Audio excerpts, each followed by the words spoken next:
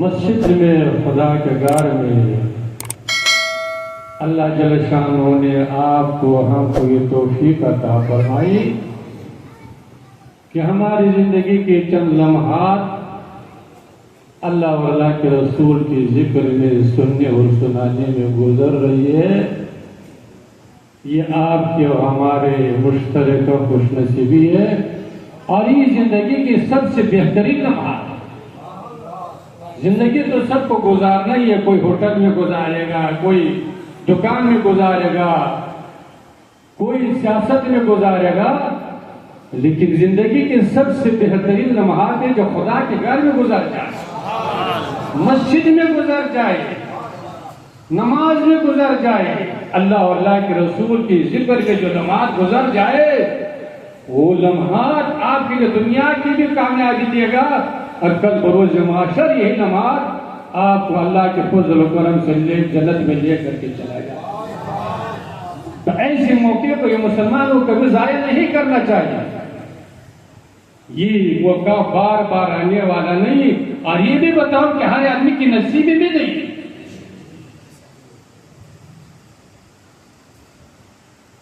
ابو جہل جو حضور کے چاچا تھے اور سید اہل وادی کہتے تھے کہ پورے مکے کا سردار بنا ہوا تھا، لیکن ان کی نصیب میں ایمان نہیں تھا۔ سب کچھ جانتے ہوئے، اقرار کرتے ہوئے، سمجھتے ہوئے، بار بار سمجھاتے ہوئے، لیکن ان کی نصیب میں ایمان نہیں تھا، کفر پر رہا اور کفر کو دنیا سے رخصت ہو گئے۔ وہی حضرت بلال حبشی جو حبشہ کے رہنے والے تھے، حبشہ سے تشریف لا چکے تھے اور دنیا کی سختیاں پریشانی برداشت کرتے ہوئے، لیکن اللہ جل شانہ نے مقام عطا فرمایا کہ کسی موقع پر اللہ کے رسول نے مسجد نبی میں ارشاد فرمایا کہ یہ بلال جو حبشہ کا تشریف لانے والا غلام ہے، کوئی رنگ و روغن نہیں۔ اللہ کے رسول نے ارشاد فرمایا کہ بلال کل بروز محشر سب سے پہلے جنت میں داخل ہوگا، سب سے پہلے جنت میں داخل ہوگا۔ صحابہ کرام رضوان اللہ تعالیٰ علیہ نے کہا کہ یا رسول اللہ انبیاء سے بھی پہلے داخل ہوگا؟ اللہ کے رسول ارشاد فرمایا کہ ہاں، یہ انبیاء سے بھی پہلے جنت میں جائے گا۔ پھر صحابہ نے کہا کہ یا رسول اللہ یہ بتائے کہ آپ سے بھی پہلے جنت میں جائے گا؟ اللہ کے رسول نے فرمایا کہ ہاں، مجھ سے بھی پہلے جنت میں جائے گا، لیکن میری سواری کا لگام تابع ہوئے غلام بن کر کے سب سے پہلے جاتا ہے۔ کس بنیاد پر؟ کوئی رنگ کی بنیاد پر، روغن کی بنیاد پر، زمین و جائیداد طاقت کی بنیاد پر نہیں، اللہ اور اللہ کے رسول کی محبت کی بنیاد پر۔ بارہ اوقات ہو چکا ہے، ہمارے مفتی صاحب نے تو مختصر طور پر موضوع کی مناسبت سے بتا ہی دیا۔ تو یہ محفل پاک جو ہم لوگ مسجد میں حاضر ہے اور اللہ کے رسول کی ذکر کو سن رہے اور سنا رہے ہیں، یہ مرحوم ہمارے مولانا محی الدین صاحب نے سسر جو دنیا سے رخصت ہو چکے ہیں، ان کی ایصال ثواب کے لیے منعقد کی گئی ہے۔ اللہ جل شانہ کی بارگاہ میں دعا ہے کہ اللہ اپنے فضل و کرم سے ہماری اس محفل کے صدقے اور توفیق میں مرحوم کو کروڑ کروڑ جنت نصیب فرمائے، مرحوم کی صغیرہ کبیرہ گناہوں کو معاف فرمائے، اور مرحوم کو بیماری میں جو تکلیف پہنچی ہے اللہ اس تکلیف کو قبول فرما کر کے اس تکلیف کے صدقے میں اس کو کیا کرے، اس کے قبر کو اپنے رحمت سے منور و روشن فرمائے۔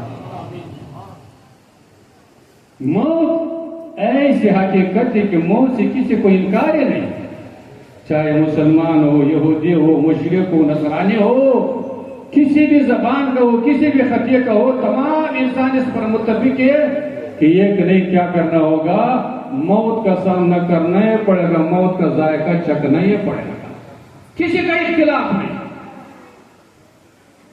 اور موت آئے گی کب یہ معلوم نہیں، کب موت آنے والا ہے، یہ سانس جو باہر نکل چکا ہے پھر اندر جا پائے گی کہ نہیں انسان کو معلوم نہیں۔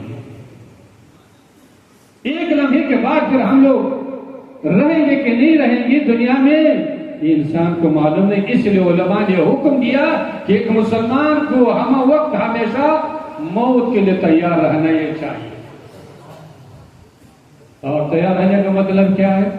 تیار رہنے کا مطلب نہیں کہ آپ نے بہترین کپڑے پہن لیا ہے، رنگ و روغنا سرما لگا لی، یہ تیاری نہیں. تیار رہنے کا مطلب یہ ہے کہ آپ کے زبان پر ہمیشہ درود ہو، ذکر و اذکار ہو، آپ کی زندگی کے لمحات حضور کی سیرت کے مطابق گزارتے رہے. اس حال میں اگر موت آ جائے تو آپ قبر میں بھی کامیاب رہیں گے، میدان محشر میں بھی کامیاب آئیں گے، اللہ بھی راضی ہوگا، اللہ کے رسول بھی راضی ہوگا. لیکن ہمارے زبان پر کوئی ذکر آئے گا، ہمارے زبان پر آئے گا تو پارٹی نہ آئے گی.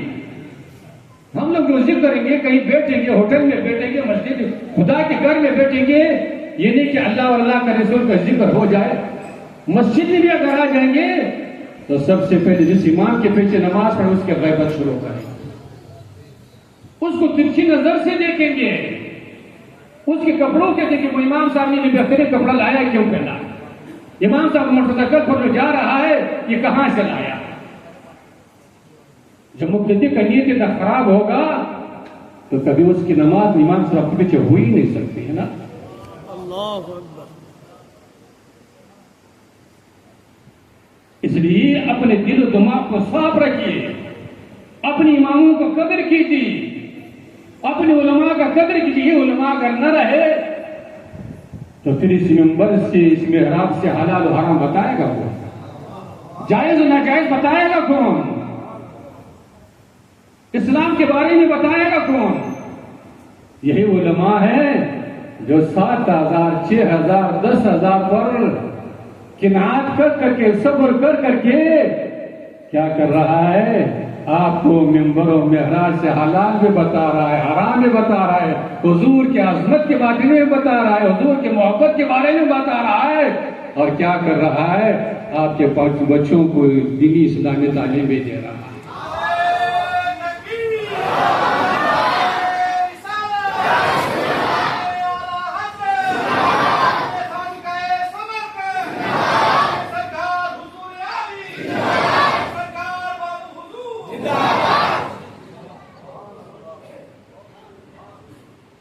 اور اللہ نے یہ فضل فرمائی ان پر کہ 7,000 8,000 میں بھی وہ لوگ کیا کر رہے ہیں؟ چمک دمک رہے ہیں.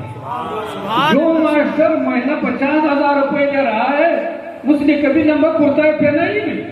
ہم لوگ دیکھتے ہیں نا سب کو نا، صحیح بات. کبھی اس کے چہرے پر چمک دمک ہے ہی نہیں، کبھی کسی مہمان کو کھلایا ہی نہیں.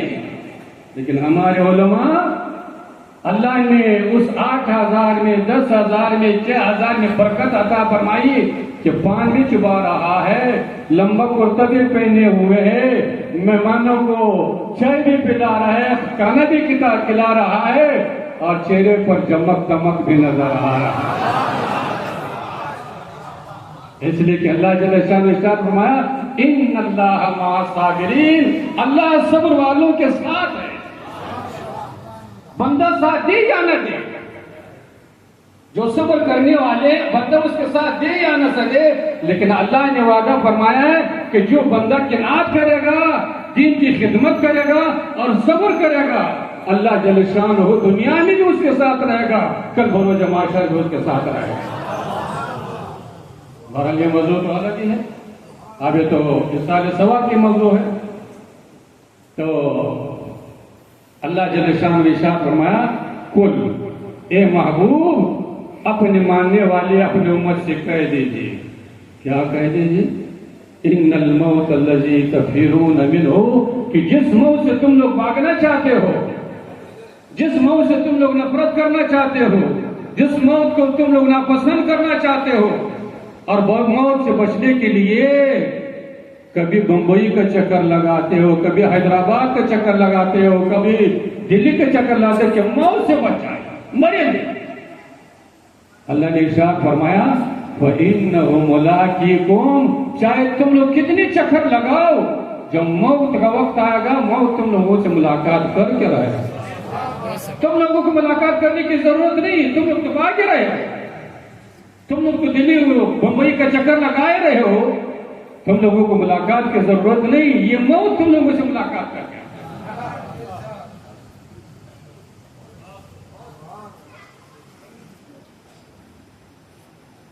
اور پھر موت کے بعد کیا ہونے والا ہے، اس سے ہمارے مسلمان غافل ہیں۔ مسلمان نے اس دنیا کو سب کچھ سمجھ لیا ہے، دنیا کے پارٹی کو سب کچھ سمجھ لیا ہے، سپریم و کانگریس کو سب کچھ سمجھ لیا ہے، اور اسی نے کود رہا ہے، اسی نے چھلانگ لگا ہی رہا ہے، اور اس نے غیروں کے دلالی کر رہے ہیں۔ مسلمان ہو، یہ پارٹی، یہ کاروبار، یہ مکان، یہ جائیداد، یہ دنیا کی عیش و عشرت تو چند دنوں کے لیے ہے، اصل زندگی تو مرنے کے بعد شروع ہونے والے۔ اللہ تعالیٰ ہر مسلمان کو اس زندگی میں کامیابی عطا فرمائے۔ یہ دنیا کی کامیابی اگر ہے تو چند دنوں کے لیے ہے۔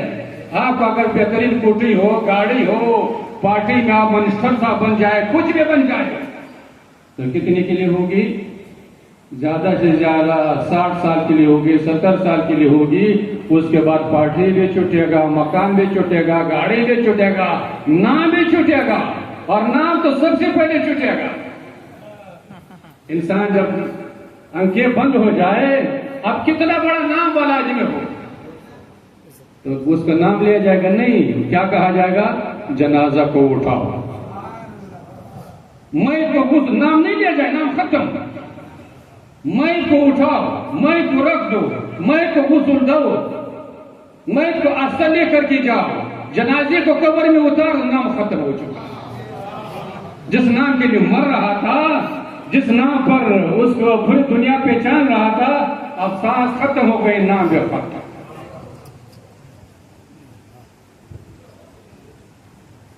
تو اللہ جل شانہ ارشاد فرمایا ثم تردون الی عالم الغیب، یہ انسان غفلت میں مت رہیے، اس زندگی کے بعد پھر تم کو اللہ کی عدالت میں آنا ہی پڑے گا، بارگاہ الہی میں حاضر ہونا ہی پڑے گا، اور اپنی زندگی کا ذرا ذرا حصہ بارگاہ عدالت الہی میں دینا ہی پڑے گا۔ آج کسی مسلمان نے سوچا ہے کہ ہم کو مرنے کے بعد بارگاہ الہی میں حاضر ہونا ہی ہے اور اپنی زندگی کے ذریعے ذریعے کا حساب دینا ہی ہے، کہ وہ مسلمان سوچنے کے لیے تیار ہے۔ اور اللہ کے رسول نے کیا ارشاد فرمایا؟ بہترین نسخہ دیا، اگر یہ نسخہ ہمارے دل و دماغ میں بس جائے تو ہماری مسجد کبھی خالی نہیں ہوگی، ہمارے اللہ اور اللہ کے رسول کی ذکر کی محفل کبھی خالی ہوئے گی نہیں، اگر یہ نسخہ مسلمان اپنے دل دماغ میں رکھے۔ کیا فرمایا حضور نے ارشاد فرمایا اکثر ذکر حازم اللذات الموت، یہ ایمان والو، یہ مجھ سے محبت کرنے والو، کیا کرو؟ موت کو اپنے دل و دماغ میں بسا کر کے رکھو، موت کو 24 گھنٹے یاد رکھو، اس لیے کہ موت جب یاد ہوگی، موت دل و دماغ میں رہے گا تو مسلمان کبھی مسجد سے دور نہیں رہے گا، اللہ اور اللہ کے رسول کی اطاعت و بندگی سے دور نہیں رہے گا، بلکہ کیا ہوگا؟ اس کے دل و دماغ میں موت ہوگی، مسجد میں بھی اللہ جل شانہ اس کو آنے کے توفیق عطا فرمائے گا، گناہوں سے بھی بچا رہے گا، اپنے زندگی کو حضور کی سیرت کے مطابق گزارتا رہے گا۔ لیکن آپ کے ہمارے دماغ میں کبھی موت آتا ہے؟ ہمارے آپ کے دماغ میں تو ماشاءاللہ پارٹی یہ ہے، سپریم ہے، کانگریس ہے، تو یہ ہے تو وہ ہے، تو مکان ہے تو 2 منزلہ ہے تو 3 منزلہ ہے، تو بیٹا کو کیسے انجینئر بنے گا، کیسے ڈاکٹر بنے گا، کیسے منسٹر بنے گا، ہمارے دل و دماغ میں یہ بس اسی پر زندگی گزاری رہی ہے۔ صحابہ کرام رضوان اللہ تعالی علیہ اجمعین نے آخرت کا کتنا فکر ہے، اللہ اور اللہ کے رسول کی رضا کا کتنی فکر ہے، جان جائے لیکن اللہ اور اللہ کے رسول راضی ہو جائے، اولاد جائے تو جائے، وطن جائے تو جائے، لیکن کیا ہو جائے؟ اللہ بھی راضی ہو جائے، اللہ کے رسول بھی راضی ہو جائے، اور زندگی کے بعد جو منازل والے اس میں کامیابی نصیب ہو جائے۔ یہ صحابہ کرام کا اسی پر زندگی تھی، اور ہم لوگ اس کے الٹا ہی چل رہے ہیں، بالکل الٹا اپوزٹ۔ حضرت معاذ بن جبل، حضور کے جلیل القدر صحابی، ہمارے علماء تشریف فرما ہے، ہم سے زیادہ جانتے ہیں ماشاءاللہ۔ حدیث پاک میں آتا ہے کہ جب آپ کا آخری وقت ہے، جوانی میں دنیا سے رخصت ہو رہا ہے، 30-32 سال زندگی میں وہ دنیا سے رخصت ہو رہا ہے، اور یہ وہ صحابی ہے جو اللہ کے رسول صلی اللہ علیہ وسلم نے یمن کے گورنر امیر بنا کر کے بھیجا۔ جب آخری وقت آیا تو آپ رونے لگے، چاروں طرف سے صحابہ کرام بیٹھے ہوئے، گھر والے بیٹھے ہوئے، آپ رونے لگے۔ تو پوچھا گیا کہ یہ معاذ آپ کیوں رو رہے ہیں؟ آپ تو حضور کے صحابی ہیں، نماز کی کمی نہیں، تلاوت کی کمی نہیں، جہاد کی کمی نہیں، نیکیوں کی کمی نہیں، پھر کیوں رو رہے ہو؟ قبر سے ڈر رہے ہو؟ موت سے ڈر رہے ہو؟ حضرت معاذ بن جبل رضی اللہ تعالیٰ عنہ نے ارشاد فرمایا کہ نہیں، نہ تو میں موت سے ڈر رہا ہوں، نہ قبر سے ڈر رہا ہوں، ایک خواہش تھی، ایک تمنا تھی زندگی میں، وہ پوری نہیں ہو سکی، اس لیے میں رو رہا ہوں۔ لوگوں نے پوچھا کہ کون سی خواہش رہ گئی، کون سی تمنا رہ گئی؟ حضرت معاذ بن جبل رضی اللہ تعالیٰ عنہ، اللہ ہر مسلمان کو ایسے خواہش اور تمنا نصیب فرمائے، کم سے کم ہمیں تو کہو گے کیا ارشاد پر کون سی خواہش تھی؟ آپ نے ارشاد فرمایا کہ میری خواہش ایک تمنا کہ کاش رمضان مبارک مہینہ ہوتا، گرمی کا موسم ہوتا، کفار سے مقابلہ ہوتا، اور میں لڑتے لڑتے حضور کی محبت میں قرآن کی سربلندی کے لیے لڑتے لڑتے اپنے ہاتھ بھی کٹا دیے ہوتا، اللہ کے راستے میں اپنے پاؤں کو بھی کٹا دیا ہوتا، اور اللہ کے راستے میں اپنے گردن کو بھی کٹا دیا۔ اولاد کا تمنا نہیں، مکان کا تمنا نہیں، زندگی کا تمنا نہیں، تمنا کون سی ہے کہ اللہ کے راستے میں اپنے ہاتھ کو بھی کٹا دوں، اپنے پاؤں کو بھی کٹا دوں، اپنے گردن کو بھی کٹا دوں۔ اور فرماتے ہیں کہ کل بروز محشر اللہ پوچھتا کہ معاذ کیا لے کر کے آئے ہو؟ تو میں بارگاہ الہی میں کہتا کہ یا اللہ میں تیرے راستے میں اپنے ہاتھ کو بھی کٹا کے لایا ہوں، اپنے پاؤں کو بھی کٹا کے، اپنے گردن کو بھی کٹا کے لایا ہوں۔ اللہ ہر مسلمان کو ایسے جذبہ شوق عطا فرمائے۔ تو وقت کافی ہو چکا نماز میں پڑھنا، تو یہ محفل پاک مرحوم کی سال ثواب کے لیے منعقد کی گئی ہے۔ ہمارا تو یقین ہے، اور ہر مسلمان کو یقین ہونا ہی چاہیے کہ مسجد میں بیٹھ کر کے اللہ اور اللہ کے رسول کی ذکر کو سن کر کے، اور پھر مسلمان اللہ کے بارگاہ میں خلوص کے ساتھ، عقیدت کے ساتھ، محبت کے ساتھ، عاجزی انکساری کے ساتھ ہاتھ اٹھائے گا، انشاءاللہ ہاتھ خالی ہو کر کے نہیں جائے گا۔ اللہ جل شان اپنے گناہگار بندوں کی دعا کو قبول فرمائے۔ اللہ جل شانہ مرحوم کو اس محفل پاک کے صدقے میں، ذکر کے صدقے میں مرحوم کے قبر کو اپنے رحمتوں سے منور فرمائے، ان کے پسماندگان کو صبر عطا فرمائے۔ بالخصوص ہمارے مولانا محی الدین صاحب نے جو خدمت کی ہے، خدمت کسی کی بھی مسلمان، یہ نہیں کہ وہ داماد اس نے خدمت کی، مسلمان کی خدمت کرنا کیا ہے؟ یہ اللہ اور اللہ کے رسول کا حکم ہے، اور اس میں انشاءاللہ دنیا میں بھی اجر ملے گا، آخرت میں بھی اجر ملے گا۔ اور مولانا نے جو خدمت کی ہے، اللہ اپنے بارگاہ میں اس کو قبول فرمائے۔ اللہ جل شانہ آپ کو بھی اور ہم کو بھی اور ہر مسلمان کو یہ چند دنوں کی زندگی جو گزر رہی گناہوں میں، سیاکاروں میں، اللہ ہر مسلمان کو اپنی زندگی کو قرآن حدیث کے مطابق گزارنے کی توفیق عطا فرمائے۔ اور جب آپ کا ہمارا آخری وقت آئے، آخری وقت تو سب کو آنا ہی پڑے، یہ دعا ہمیشہ کرنا چاہیے کہ جب آخری وقت آئے اللہ ہر مسلمان کو ایمان پر خاتمہ نصیب فرمائے، نماز پڑھتے ہوئے دنیا سے رخصت ہو جائے، قرآن پڑھتے ہوئے دنیا سے رخصت ہو جائے، حضور کی بارگاہ میں درود کا تحفہ پیش کرتے ہوئے دنیا سے رخصت ہو جائے۔ اگر اس حال میں مسلمان دنیا سے رخصت ہو گئے تو قبر میں بھی کامیاب، میدان محشر میں بھی کامیاب، اللہ بھی اس سے راضی ہوگا، اللہ کے رسول بھی راضی ہوگا۔ اللہ جل شانہ جتنی بھی حضرات تشریف لائے ہوئے ہیں، اللہ سب کی حاضری کو قبول فرمائے۔ وآخر دعوانا الحمدللہ۔